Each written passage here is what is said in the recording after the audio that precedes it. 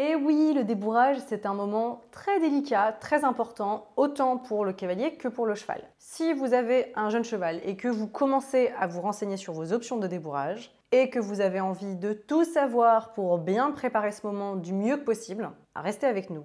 On va parler des 5 erreurs les plus importantes à éviter absolument. Et on va évidemment expliquer pourquoi il faut les éviter à tout prix.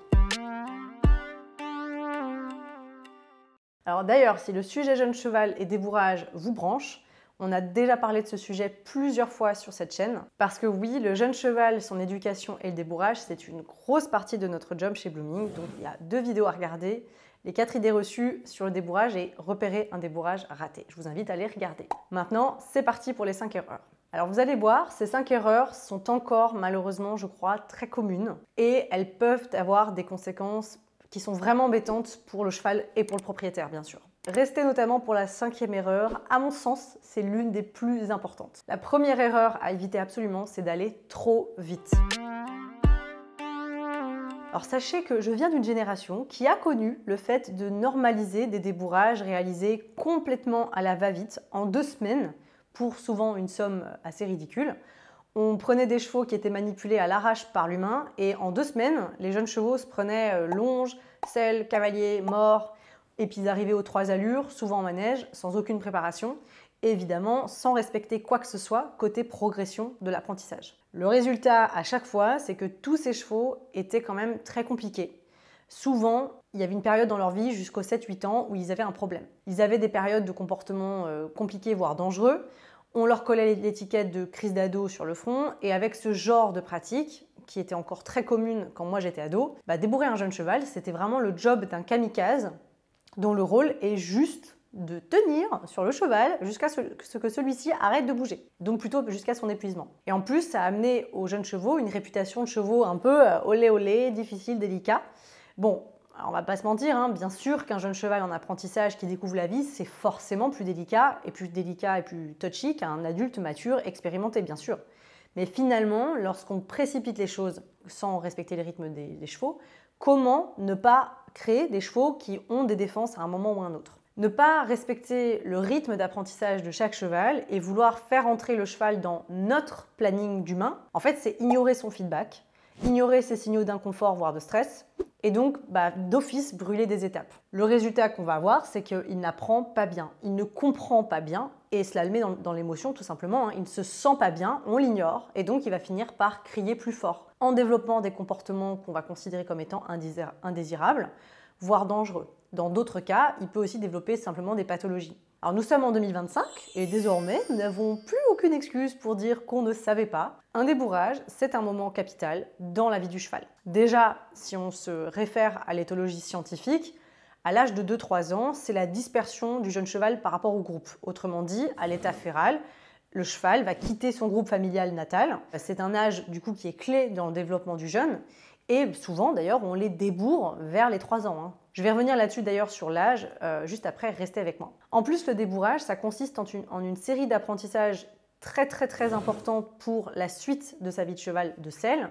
Et en plus, c'est un moment précieux à aborder avec des compétences très solides pour assurer un avenir radieux à tout le monde. Alors, il faut le dire, un débourrage respectueux du rythme du cheval, c'est combien de temps ? Alors dans ma pratique professionnelle, moi je compte jamais moins de 2 mois de débourrage, minimum. Si vous voulez laisser au jeune le temps de s'acclimater à son nouvel environnement, à démarrer les apprentissages de manière à ce qu'il y prenne du plaisir, ou au moins à ce que ça l'intéresse, pour moi, sous 2 mois, c'est un miracle si vous y arrivez. Et pour moi, il faut 2 mois, voire plus, dans la plupart des cas. Alors attention, j'en parle en fin de vidéo, vous pouvez parfaitement obtenir un cheval qui est monté aux 3 allures en moins de temps que ça, sans problème. Mais vous aurez ignoré des signaux très clairs chez le cheval que le cheval va vous envoyer. Ça va vous causer des soucis de santé ou de comportement à un moment, à l'avenir, à cause du stress qui aura été engendré et surtout cumulé. Un cheval, malheureusement, est totalement capable d'encaisser, sans dire un non assez clair aux yeux des humains, tout simplement, qui continue parce que l'animal se laisse faire. Et ça peut créer quand même un véritable mal-être qu'on voit ou qu'on ne voit pas ou qui finit par déborder. En bref, un débourrage éthique, c'est celui qui s'adapte au rythme d'apprentissage du cheval pour que ça soit confortable pour lui, tout simplement. Deuxième erreur, commencer le débourrage trop tôt. Alors, il est évidemment beaucoup question de temps dans cette vidéo parce que c'est une ressource qui est tout simplement clé pour développer un cheval qui est heureux et qui s'entend bien avec les humains. Alors, désolé, je vais en décevoir certains, mais pour moi, il n'y a pas d'âge absolu pour le débourrage. Je ne vais pas vous dire à tel âge ou à tel âge c'est ok. Vous ne m'entendrez jamais dire qu'il ne faut pas débourrer un cheval non plus avant 8 ans, parce qu'il n'a pas fini sa croissance. Pour moi, c'est tout simplement presque de la désinformation à ce stade, parce que déjà, de nombreux chevaux finissent leur croissance avant. Et ensuite, ce n'est pas parce que la croissance n'est pas finie, n'est pas terminée, qu'on ne peut pas faire d'efforts physiques. Tout simplement, vous avez été adolescent, vous avez été enfant, et vous avez bougé, vous avez peut-être même fait du sport. Donc, pour moi, il faut faire attention, c'est un peu la même chose pour les chevaux. Le tout, encore une fois, c'est d'observer son individu. C'est d'être raisonnable et attentif et d'adapter l'effort à ce que le cheval que vous avez en face de vous montre, comme toujours, en dehors des carcans, des principes que les gens sur les réseaux sociaux vont vous imposer. Commencer trop tard le débourrage, ça peut poser des difficultés. Ça serait malhonnête de ne pas le dire. Je parle en connaissance de cause parce que personnellement, j'ai débourré plusieurs chevaux de 9 ans et plus. Mais dans la majorité des cas, franchement, c'est vraiment pas très grave. Ça pose rarement de problème hors calendrier de compétition et développement sportif. Les chevaux sont moins plastiques, si j'ose dire, cérébralement. Donc les apprentissages ne sont pas toujours aussi rapides et faciles qu'avec un jeune, mais c'est pas toujours le cas. En plus, parfois c'est très bien. Et leur corps et leur proprioception n'ont jamais dû apprendre à gérer le poids d'un cavalier.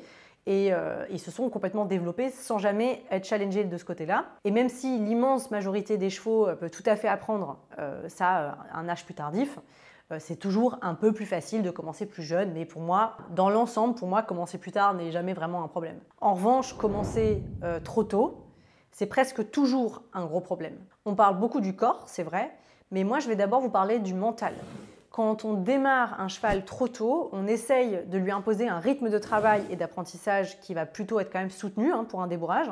Un cheval qui n'a pas la maturité émotionnelle de gérer tout ça, et ça peut créer des soucis. Non seulement ça risque d'être très inconfortable pour lui, et c'est pas cool, mais en plus ça risque de poser plein de problèmes, de faire en fait finalement rentrer l'humain et le cheval dans des conflits et créer des comportements problématiques. Ça va rendre les choses compliquées en fait, alors que parfois il suffit d'attendre 6 mois pour permettre au jeune cheval de maturer un peu dans son coin et d'être beaucoup plus à même de recevoir ses apprentissages. Physiquement parlant, un cheval qui va être plus solide et développé peut mieux porter et ne pas s'abîmer. Ça semble évident, je pense, pour beaucoup de gens.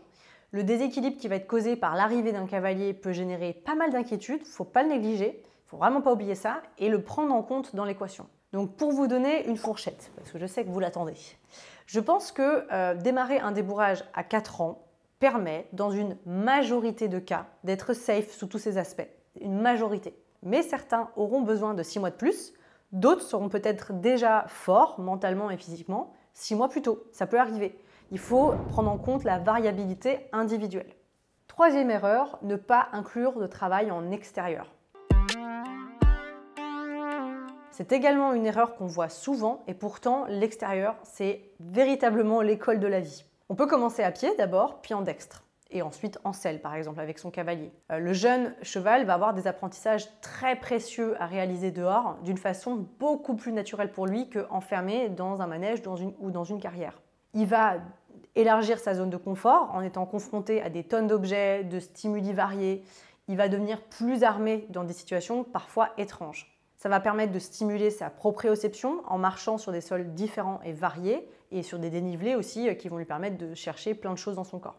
Aller en extérieur tôt, déjà au sol, c'est vraiment la meilleure façon au monde dans la majorité des cas de construire un cheval sûr et confiant dans des environnements variés et différents. Je récupère moi-même beaucoup de chevaux notamment des chevaux de sport, qui ont énormément de soucis de stress et souvent, ils n'ont quasiment pas été en extérieur depuis le débourrage. Et à mon sens, c'est vraiment une erreur qu'on paye cher, notamment par ces expressions de stress et d'émotivité par la suite. Quatrième erreur, ignorer des problèmes de santé potentiels.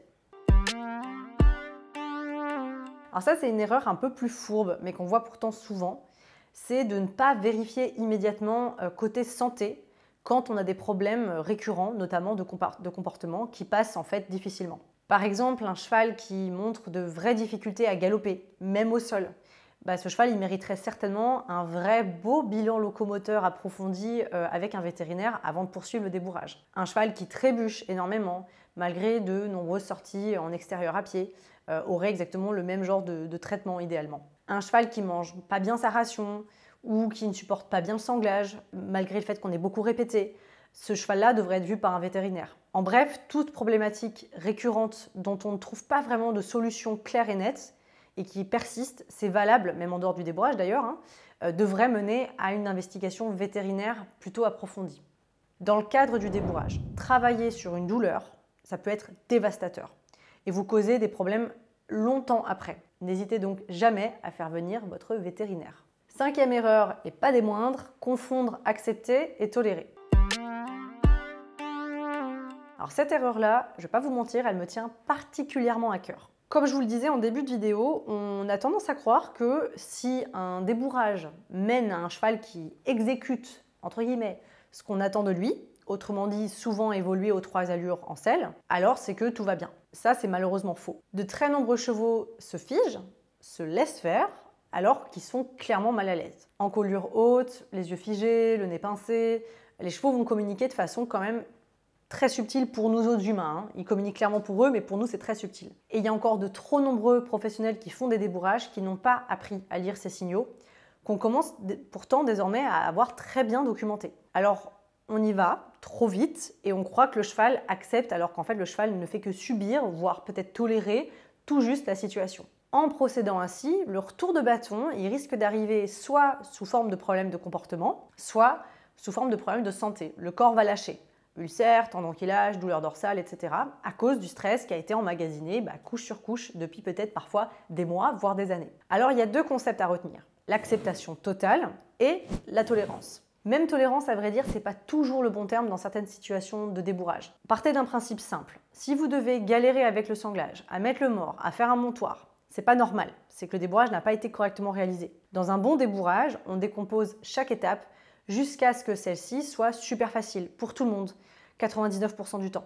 Un cheval qui sort du débourrage en tolérant seulement tout ça, pour moi, c'est pas un cheval qui a été bien débourré, tout simplement. Je sais que ça peut être un peu dur à entendre, mais c'est ce que je pense. Je pense que dans le futur de l'équitation, ce qu'on va chercher de plus en plus, c'est un cheval qui ne subit pas, qui ne tolère pas, mais qui accepte pleinement, qui même participe à l'apprentissage volontairement, avec enthousiasme, parce que c'est chouette, qu'il y a du renforcement positif et que c'est intéressant.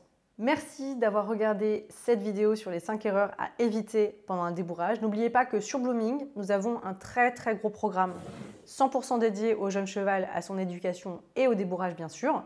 Nous avons également un webinaire qui résume toutes les étapes en fait, de l'éducation d'un jeune, du foal jusqu'au débourrage. On vous met tous les liens en description. N'oubliez pas que ces programmes-là, c'est une bonne façon de vous former et de construire votre esprit critique et de glaner des informations, mais ça ne remplacera jamais l'accompagnement sur le terrain par un bon professionnel.